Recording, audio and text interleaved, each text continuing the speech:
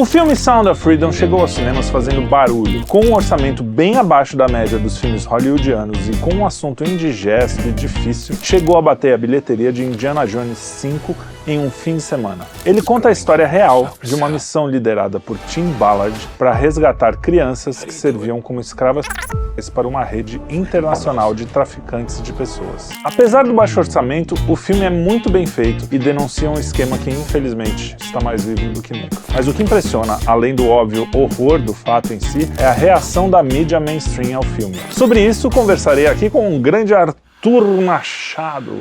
Roda a vinheta! Antes de continuar, eu devo falar que esse programa contém spoilers, então se você decidir ficar aqui, é por sua conta e risco, tudo bem? Bom, e aí, cara? E aí, gostou do filme? Gostei. Você sabe que eu confesso que eu tava reticente, porque como é um filme que é aquela coisa, né? Hoje a gente vive essa briga, direita, esquerda, não sei o que lá, e aí a direita falou bem, eu já, na minha cabeça, pensei assim, falou bem porque o assunto interessou e porque, sei lá, não porque o filme é necessariamente bom, o que acontece bastante, né? Uhum. O assunto é legal, é correto com o que a gente acredita, mas o filme às vezes não é tão bom assim. Mas eu achei um filme bem dirigido, bem feito, sensível, no sentido de que ele não sai mostrando... É um tema difícil, né? Sim, claro, isso. A gente sendo pai, eu fico imaginando as mulheres, mães, deve ser mais ainda emotivo, porque, pô, eu me coloco... A primeira cena é o pai levando as crianças para uma sessão de fotos e quando ele volta as crianças sumiam. Cara, essa sensação é um negócio, assim, inimaginável, cara. Essa cena eu parei lá nos primeiros 5 minutos de filme, eu parei, cara, chorei pra caramba, fiquei nervoso, falei, não vou ver esse filme, ainda falta uma hora e não sei quanto, quase 2 horas, não vou ver. Eu também, uma coisa bem parecida, eu falei, cara, esse filme vai ser difícil, porque é um negócio que e você saber que foi uma história real, né, que foi verdade. Só que o diretor foi muito feliz, porque aí, quando o filme vai avançando, não tem uma cena chocante no sentido, quer dizer, tem várias cenas chocantes, sim, mas não são, como é que se diz, gráfico, não tem nada gráfico. O máximo que aparece, por exemplo, é uma menininha na banheira, triste, que aí você já sabe tudo o que aconteceu, ou ele tá embaixo da cama e ouve alguma coisa, mas assim, nada. Então, ele mostra a força do problema sem... filme bom é assim, né? É isso, você sem não explorar... precisa explorar as emoções das pessoas. A própria trilha, não é uma trilha... É uma trilha bonita, bem feita. Eu achei, assim, sensacional em termos de direção e de atuação, tudo muito redondo. Eu também gostei muito do filme, quando falava, até porque ele tem princípios cristãos no filme, né, o cara é um cristão, e até ele fala, por que você decidiu ir pra essa briga, né, e ele fala porque os filhos de Deus não podem ser vendidos, negociados, né. Eu falei, eu pensei nessa linha, bom, deve ser um filme legal, mas deve ser um filme com algum nível de propaganda, né. E quando eu descobri que eu não sabia que a história real e que o cara realmente existiu, que o cara realmente fez aquilo, cara, é impressionante como também aquilo me comoveu, né? Porque o cara abriu mão do emprego, ele abre mão da família durante um tempo, ele mergulha para resgatar, né? Ele vê realmente, ele entende que é um filho de Deus que está escravizado e aprisionado. Então, é um assunto que faz pensar, porque a gente hoje, eu acho, Triari, que tem assim, a questão do humano é uma questão que a gente não aborda claramente, não tem ideia dos números, nem da pornografia, e principalmente infantil. Então, é um assunto que simplesmente não é tratado, ou finge não ser tratado, e está em vários lugares. Em vários lugares, nos Xvideos da vida, no Instagram, meninas que parecem, dizem, não, ela tem mais de 18 anos, mas não tem. Tem a questão da prostituição na Tailândia, e não é só lá. O Brasil é o segundo maior. E as pessoas simplesmente falam assim, não, mas tudo bem, quer dizer, não falam tudo bem, mas é a ideia de que é um problema que não existe. É um problema que é tão doloroso você enfrentar, eu acho que nem sempre é porque o cara quer botar debaixo do tapete, mas cara, eu vi uma entrevista desse Tim Ballard, que é o cara de verdade, junto com o Jim Caviezel, pro Jordan Peterson, e cara, na entrevista eu chorei umas 4 vezes, porque quando ele fala assim, a primeira vez que eu assisti um filme desse, Imagina.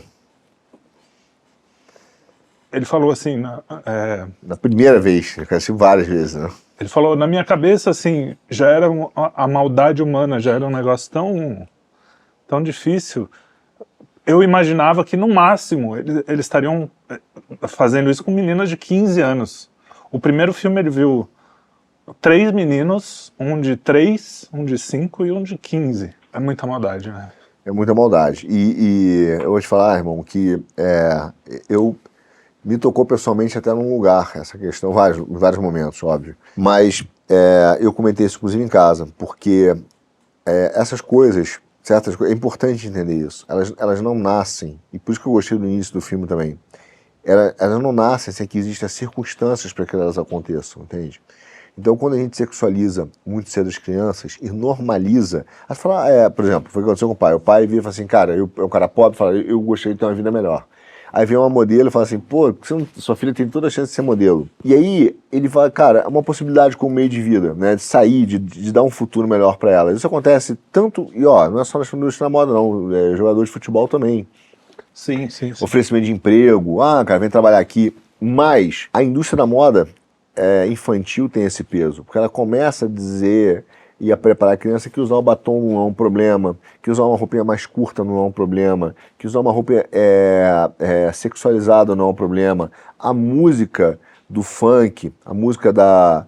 Depois também, se quiser me processar, fica à vontade. Da Anitta, que tá na festinha de criança. Cara, da tua filha aqui, ó. Luísa Sonza. Que você acha divertido ela rebolar, ela vai normalizando, ela vai facilitando a sexualização da criança, e isso trabalha num efeito que nem é Perdendo Lago em série. E, cara, a criança vai se sexualizando, e isso vai permitindo que ela se acostume a fazer certas coisas, dali para ela ser capturada, como foi para esses caras, é um pulo, porque isso vai se normalizando. E eu me lembro que uma briga que eu tive, cara, muito grave com um casal de conhecidos, não eram amigos. Eles estavam na escola do meu filho, a mãe é uma modelo famosa, e ela convidou a minha filha para passar o final de semana na casa dela. Ela falou, não, vai ser um programa família, vai ser fazendinha, não tem nada demais, é na fazendinha, não sei o que, com burrinha, família. Eu falei, tá ótimo, então vai. E ela pediu para ficar um dia a mais, eu falei, fica um dia a mais, não tem problema nenhum. E eu estava no Instagram vendo, né, as fotos, de repente eu vejo uma foto dela e tá minha filha, já não é mais na fazendinha, era na fazendinha, mas era um ensaio de modelo. E ela pegando, falando assim, olha, mandando recado pelo Instagram para minha mulher, né, falando, olha, fulana, aqui ó, a sua filha, né, já virou modelo, e passando batom, e tirando foto, e desfilando. Falei, cara, não foi pra isso que eu mandei minha filha pra lá. Não mandei minha filha pra fazer isso. Ela não tem nem idade pra isso, entendeu? Ela não tem nem idade pra lidar com esse tipo de coisa. E pedi pra tirar, e ela não quis tirar a foto. E logo depois tinha um anúnciozinho de sapato, né? Imagina, claro que ia ter, né? Então, assim, há uma exploração disso. E essas circunstâncias, elas vão surgindo pra sexualizar, né? Então, a realidade é que, de alguma maneira, aquilo me tocou muito no início do filme, porque nós permitimos, cara, que essas circunstâncias, que não são diretamente não são diretamente o humano, mas elas vão se formando para que um grupo possa, então, atuar e fazer isso. A gente permite com que essas circunstâncias sejam favorecidas, entende? Isso, cara, por isso quando eu vi a cena do pai levando a menina para o ensaio de modelo, com a Miss... Não, imagina a culpa desse cara, que coitado, ali, né, tipo, é o que você falou, é um cara simples, isso é tão normal, tá todo mundo falando, tudo bem, não sei o quê. Uma vez eu proibi minha filha de fazer um coisa, ela era pequenininha, era linda para fazer propaganda, um teste. Eu falei, não quero, eu também. Mas a gente tem um pouco essa consciência. Muita gente falou pra mim, porra, que bobagem, é só um teste, vai fazer propaganda, não sei o quê. Cara, eu sei, eu vivo nesse mundo, realmente eu não vi nada grave, assim. A gente não, como eu falei em outro programa, a gente não vive no set, mas a gente frequentou e tal, nunca vi nada. Mas não quero, cara, é o que você falou. O mal, ele nunca acontece do 0 ao 1000, ele sempre vai de 1 em 1 ali. Aliás, o Jordan Peterson nessa entrevista fala exatamente isso. Que nenhum desses caras, porque você fala, como é que um cara chega nesse ponto de maldade? Não existe nada, eu não consigo conceber uma maldade maior do que uma criança, porque uma criança é a coisa mais inocente, e quanto mais cedo você tira essa inocência, mais puta você é. E o que estão fazendo com as crianças é tirar, não é só tirar a inocência de uma criança, é muita sacanagem. Então, isso causa nela um problema para sempre, profundo. Mas nós estamos tirando e as pessoas estão tirando. Tudo bem, não estou comparando uma coisa com a outra, óbvio, mas assim, isso também causa problemas. Não é só o ato até o final. Isso. É a circunstância que faz a maldade. Eu vi esse filme, pra mim, tem uma cena que, quando eles vão na Tailândia, né? E aí, o cara, acho que um dos traficantes que resolve ajudar e brigar contra isso, né? Não de pessoas, mas de drogas, que ele fala, pô, depois que a gente tinha saído da cadeia, ele era um grande traficante lá, né? Ele vai e fala, cara, peguei uma menina linda, cheguei em casa. E aí eu percebi que essa menina não tinha 18 anos, na verdade já tinha 15, então ela, né, e ele falou, cara, é a idade da minha filha, né? E aí ele tem uma crise de consciência e fala, cara, isso aqui, eu não só não fiz nada com ela, mas eu vou lutar contra isso. E a gente olha e fala assim, nossa, e eu me lembro que há alguns anos atrás, 10, 20 anos atrás, quando eu via as cenas de meninas na Tailândia, né, em outros lugares da indústria do sexo, andando, cara, vestida como se fosse uma mulher, a gente se assustava. Hoje, me desculpe, isso acontece no Cidade Jardim.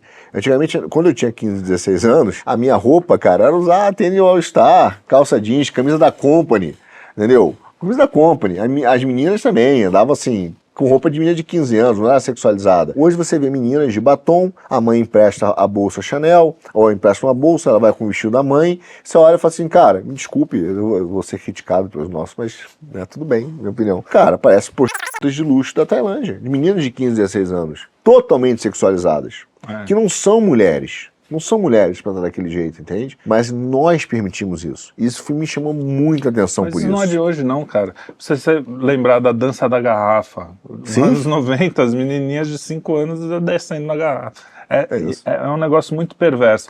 E aí entram, claro, sempre os intelectuais franceses, que é sempre... Tudo que tem de ruim no mundo veio de um intelectual francês, tá? Aprenda isso.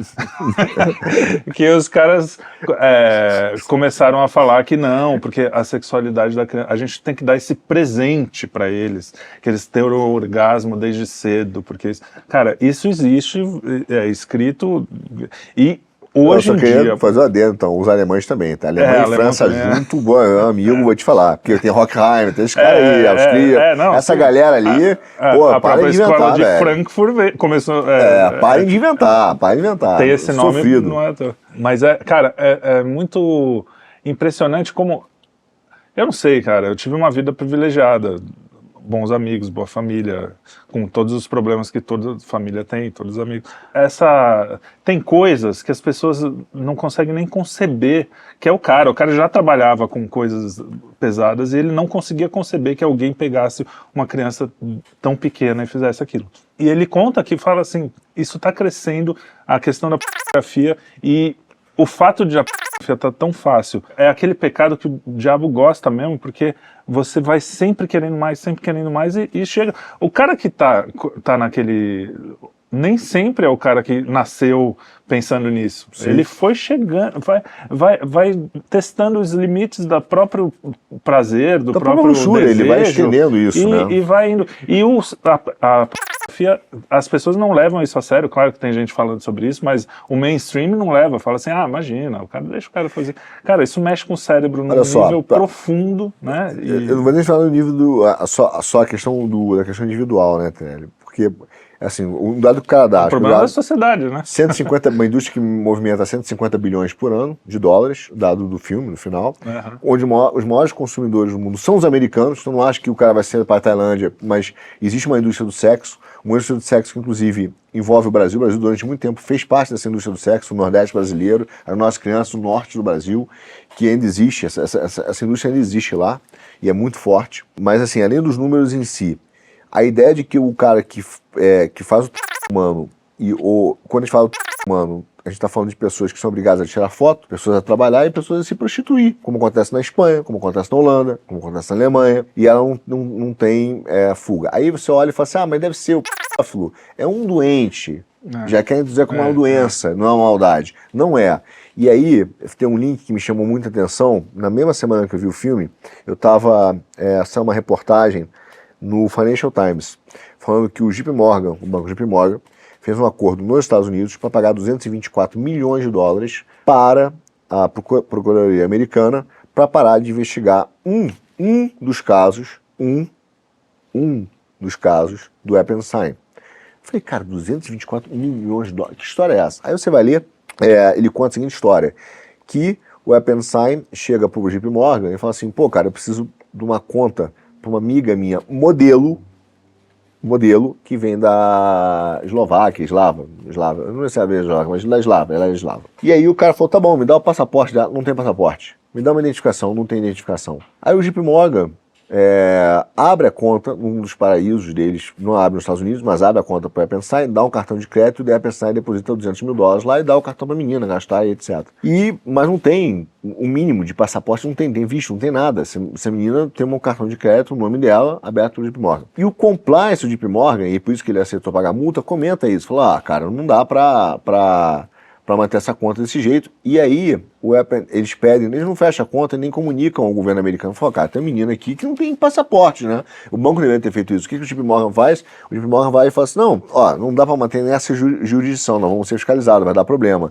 Troca a jurisdição, abre em outro lugar, e ele ajuda o Epstein a fazer isso. O Epstein foi o cara que... quem não conhece.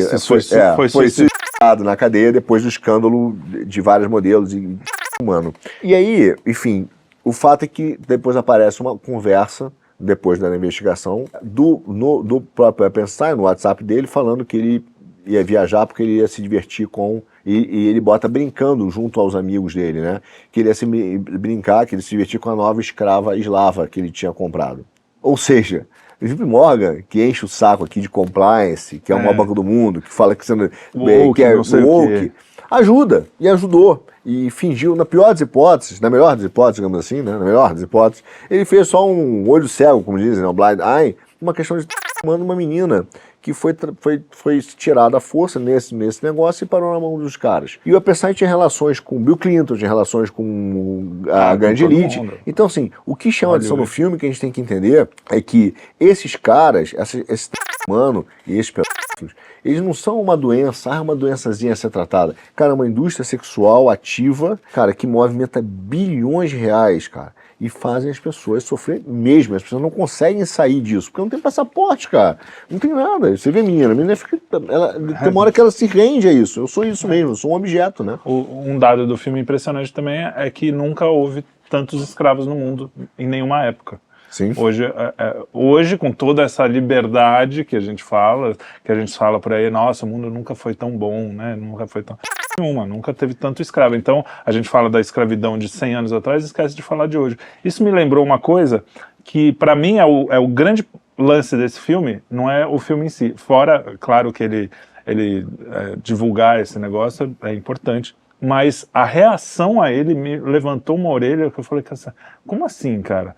Você pega a Rolling Stones falando, esse filme é um absurdo, são teorias de QAnon para boomer.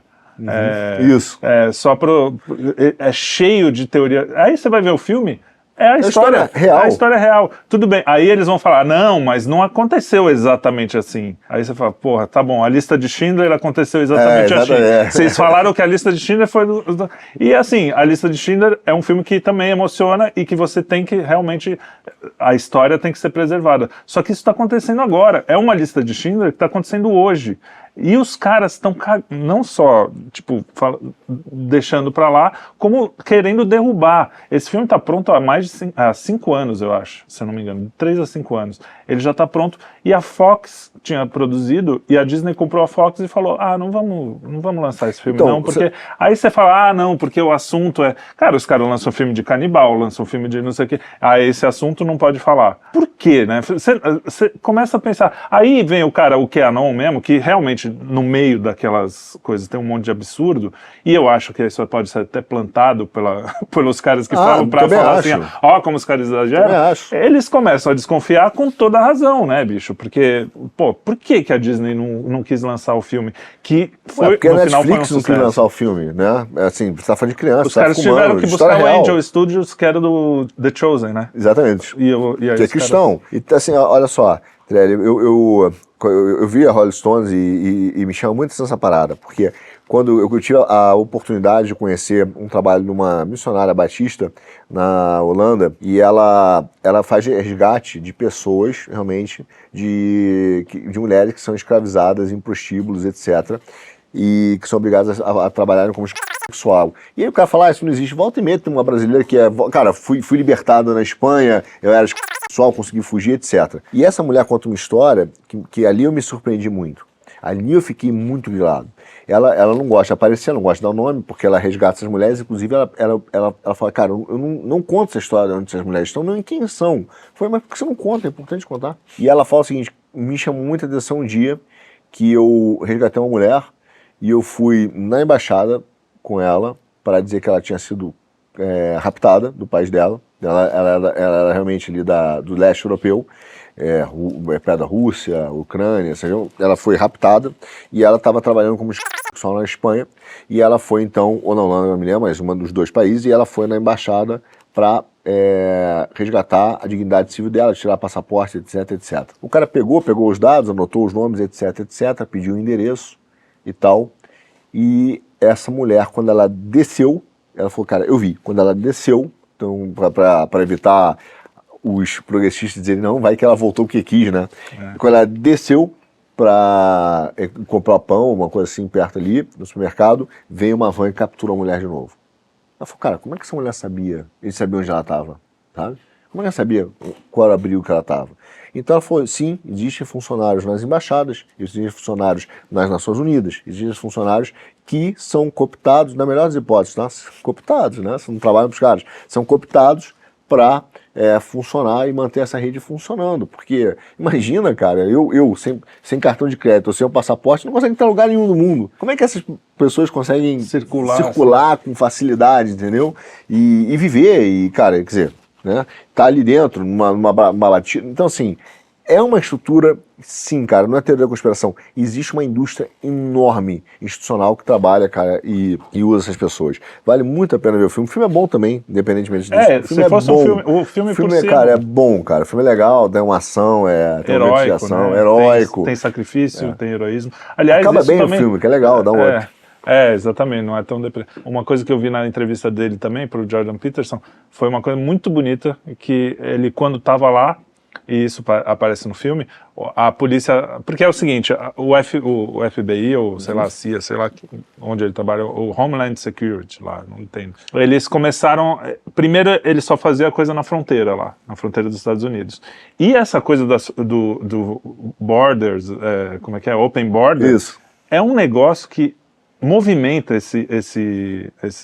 como é que é essa economia, essa indústria de um jeito que o cara fala, open border, você acha que é só coisa de imigrante, o que entra de criança lá, isso. sem acompanhar, que ninguém sabe de onde veio, de onde vai, e some, as crianças somem simplesmente, entra e some. Entra nos Estados Unidos. O Brasil tem um número altíssimo. Isso é um cara altíssimo. Que trabalhou lá, não é um cara. O Brasil tem um número altíssimo de crianças desaparecidas no Brasil. Altíssimo. E aí esse cara, ele fala, os Estados Unidos aprovam uma lei que ele pode sair dos Estados Unidos para buscar americanos, crianças ou bandidos. Isso. Então, coisa que antes não podia, só dentro do território. Quando ele faz isso, ele chega nesse lugar, em Cartagena, né? Cartagena. E aí ele chega lá, consegue recuperar um menino que é hondurenho. Só que o chefe dele fala, não, mas o seu negócio é com o americano, não tem nenhum americano aí, volta. Isso. E ele, cara, é um cara bem de vida, tinha 6 filhos, se eu não me engano, era 6 filhos. Né? E a mulher dele falou pra ele, isso também é bem legal, ela chegou pra ele e ele falou, cara, é o seguinte, ou eu fico aqui por minha conta e risco pra salvar mais crianças, ou eu volto pra ficar com você. E ele mesmo falou, eu tava torcendo pra falar, não, volta, temos que pagar a conta. Ela falou, eu não quero ser julgada por isso. É temente a Deus. Eu acho que uma das grandes definições que eu vi das questões do temor a Deus, a melhor definição foi levar Deus a sério. Ela levou Deus a sério, sabe? Eu vou ser julgada por isso. Eu não quero estar diante do meu Criador e ser julgada por isso. Você vai ficar. Ele falou, agora eu vou ter que ficar aqui. E é uma história real. O cara é um herói. E os caras estão esculhambando ele. Isso, pra mim, revolta mais essa coisa. Porque a mesma Rolling Stones e esse CNN que estão esculhambando o cara, porque isso aqui é anon, ele exagera os números, não sei o quê. aplaudiu Cuties. Sabe aquele filme que era as menininhas rebolando? Isso. Então, esses caras são bandidos. A sociedade tem que acordar para isso e falar assim, a gente não pode dar mais voz para esses caras, porque eles alimentam essa indústria, eles fazem essa indústria, e talvez diretamente. Claro. No caso da Rolling Stones, um dos caras estava sendo investigado, um dos caras de lá de dentro estava sendo investigado por isso. Então, eles criam essa circunstância, essa é uma realidade, eles criam essa circunstância, sabe? Que permite com que isso floresça, cara. E eles, de certa forma, apoiam sim. Eu acho que existe uma indústria, inclusive de profetas, entendeu? Que sexualizam as crianças, que sexualizam a música para as crianças, sexualizam as roupas. Isso não é feito assim, intelectual também. E daqui a pouco vai dizer, não, isso é só uma doença, entre tantas de pandemia mental, que tem que ser tratada. Não, e outro não discurso, é uma maldade. Esse discurso dos intelectuais franceses da época que continua firme. Inclusive, que é o que esse cara que aparece no filme, o primeiro lá, que aparece no filme, ele escreve, ele fala, eu li seu livro, isso é real também, ele escrevia isso, ele falava que as crianças tinham o direito de ter a sexualidade das crianças igual a de um adulto e não sei o quê. Então existe um pensamento acadêmico sobre isso, e que, cara, sim. a gente tem que lutar contra, porque é o mal, eu não consigo imaginar você vê assim, uma criança, não dá para imaginar um mal maior. Né? E a maior maldade de todas essas, que os caras fazem, e o pedófilo lá, o escritor, né, ele bota isso, né, porque ele escreve no livro, qual o problema de apreciar essa beleza tão pura?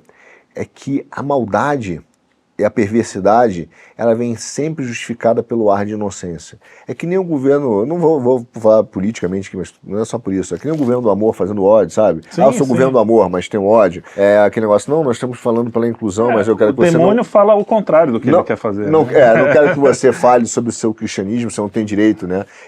Você tem direito a falar tudo, menos sobre o que você realmente acredita. Então, é isso, a pessoa fala assim, mas é tão puro, qual o problema? É tão puro, é a inocência, é o amor, e por trás disso tem uma perversidade. Então, isso me chama muito a atenção, porque é a tática natural, normal, conhecida do demônio, né? Das coisas mais, que vai tentando dar um ar de inocência, de tranquilidade, de pureza, ao que tem de pior do esgoto da alma humana.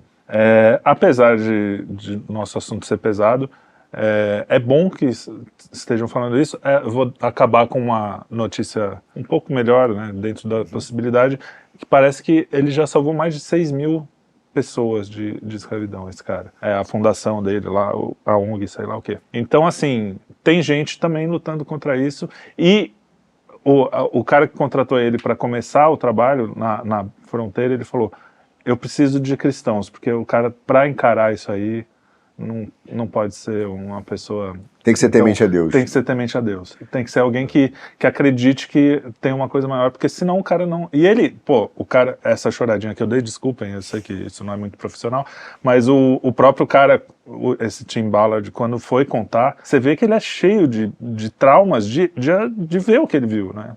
Claro. Que ele chorou também. Então, se uma mão da p... que ele chora, eu também tô. Imagina a gente, né? Então, é um negócio que mexe muito, cara, mexe muito, e eu acho que tem que mexer mesmo, né, cara? E no Brasil tem um telefone que é 0100, se você souber de alguma coisa, para denunciar, porque é o mínimo que a gente pode fazer, é saber o que fazer, né, numa hora dessa. Eu acho que eu já nem vou fazer Você Sabia, eu vou terminar assim, porque um assunto muito sério, e... No próximo a gente fala de coisas um pouco mais animadoras, mas a gente precisa saber, né, as coisas que estão acontecendo por aí. E, cara, esculhambar essa imprensa e esses caras que estão falando que mas é uma coisa de boomer, de QAnon, de não sei o quê. Ninguém que tem um mínimo de sensibilidade olha para esse filme. Eu acho engraçado que os caras, se fosse sobre a ararinha azul, se fosse sobre estão matando baleias, já ia estar neguinho chorando no cinema, olha só, é desarmamento, qualquer coisa que fosse da coisa dele. E esse negócio que é completamente apolítico, não tem uma menção à direita, à esquerda, é uma coisa humana, qualquer ser humano minimamente decente vai ver que, cara, a gente precisa olhar para isso e precisa resolver, porque é uma lista de Schindler que está acontecendo hoje, ao vivo. A gente precisa, só de imaginar isso, vambora.